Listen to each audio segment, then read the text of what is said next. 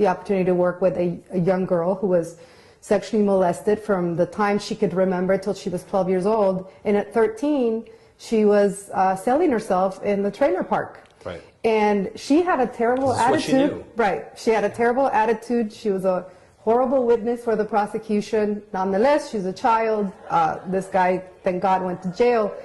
And I kept in touch with her. Everybody I knew, every service worker, every social worker, every advocate had given up on her. Right. That kid today is a nurse. Right. So there is no age. It just takes having the right people and never giving up. I mean, you have to remember that whether this is a 20-year-old, emotionally they're still 5 or 6 or whenever the abuse started. They've never had the opportunity to grow up. So what makes WTLC different? You know, what I would like to think that makes us different is that we take on those particular cases where everybody else has given up. In fact, I find it very complimentary to our program when I hear people saying, well, if WTLC doesn't take you, then I don't know who can help you. We do. We work with very challenging cases. We have worked with all kinds of child abuse issues, children who, unfortunately, after years of abuse, have developed severe mental illness where they need to be medicated.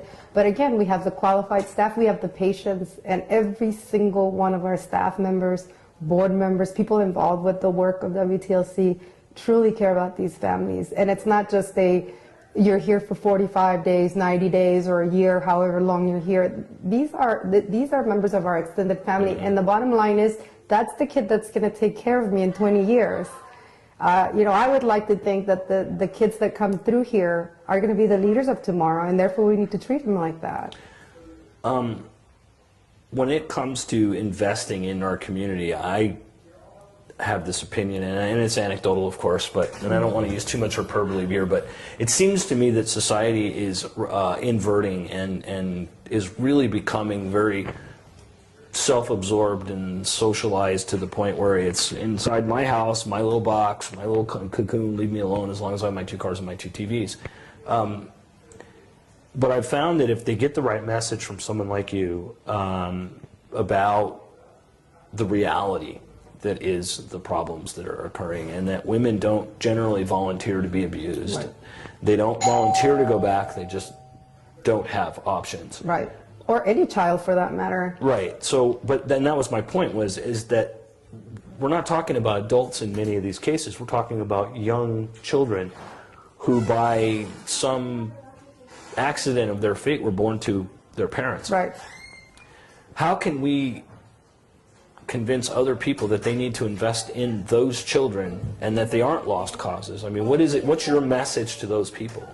Unfortunately, we live in a society that's very individualistic, and it's as long as I'm okay and my immediate family and loved ones are okay, I don't have to worry about my next door neighbor. And that's not the case.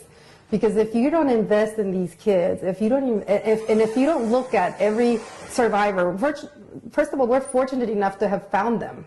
Right. That they came to us, because God only knows what would have happened if that person wouldn't have found our program. They would be dead, or worse, victimizing somebody else.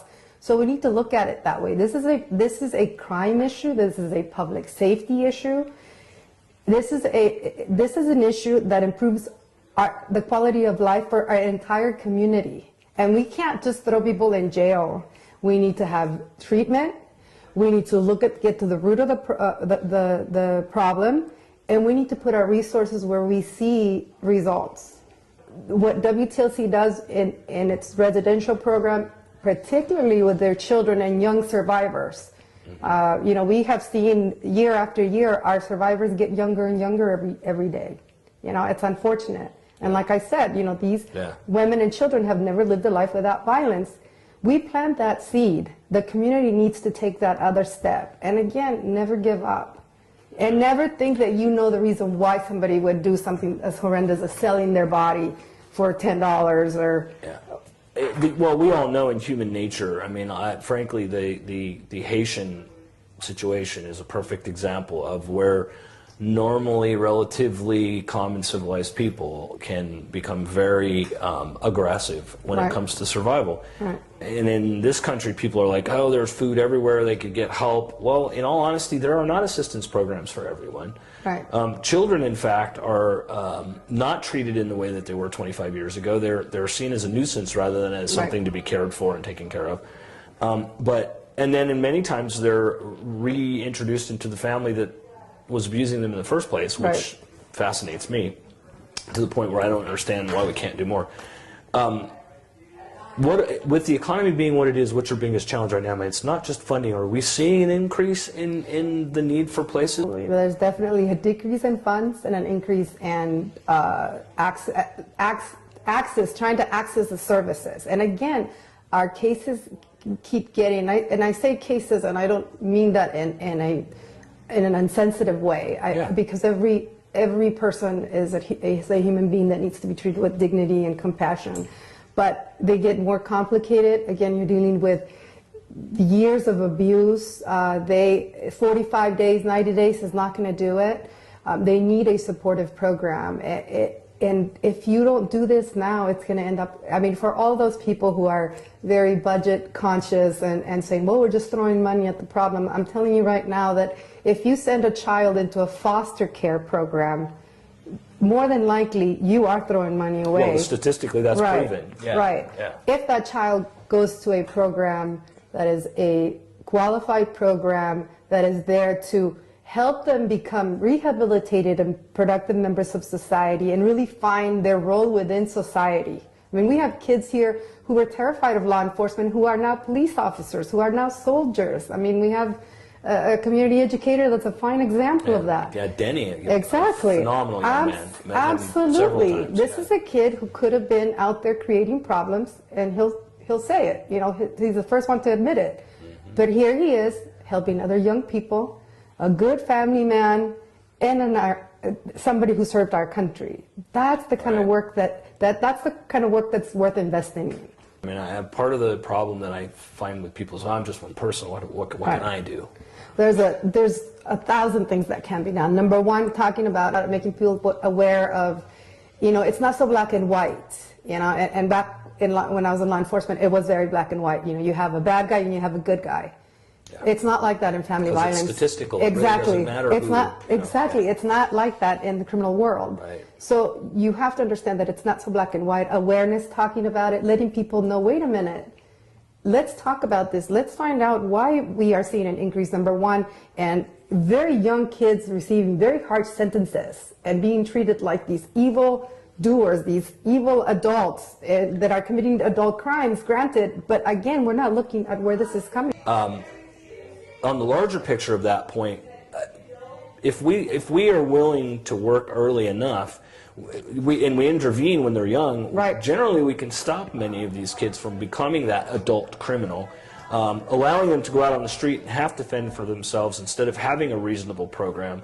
I like to say, instead of giving trillions of dollars to AIG, and if we just took that same money and put it over into a real education program and real assistance for families who are working. I'm not, you know, a huge fan of giving away freebies. Give each family and each individual a reasonable amount of time. I can tell you that our transitional housing program has a 98% success rate, meaning every family is working, self-sufficient, not on public assistance. All their kids are in school, and we have a lady who has a PhD in science. You can get involved with us through our website, WTLC.org. There's volunteer opportunities. There is project opportunities. We have a MySpace and a Facebook. Even just mentioning us in your social networking pages, letting people know that there is help out there. There is, we can, you know, ask us to come out and do presentations. Politics is a big thing, and you know, I'm a huge advocate. I spend much of my time dealing with the back-end public policy issues and that. Who can the folks that are watching this show call and say, you need to support WTLC, you need to step it up and start bringing it home instead of building Microsoft bridges or doing these things that we hear about, you know, paying for picnic benches in parks that are used by 15 people or whatever the thing is. I mean, we all know the hyperbole of grant programs. who do they need to call? Who is the representative you need to be effective? Call our local officials, and we sit in Orange County, so every single one of the members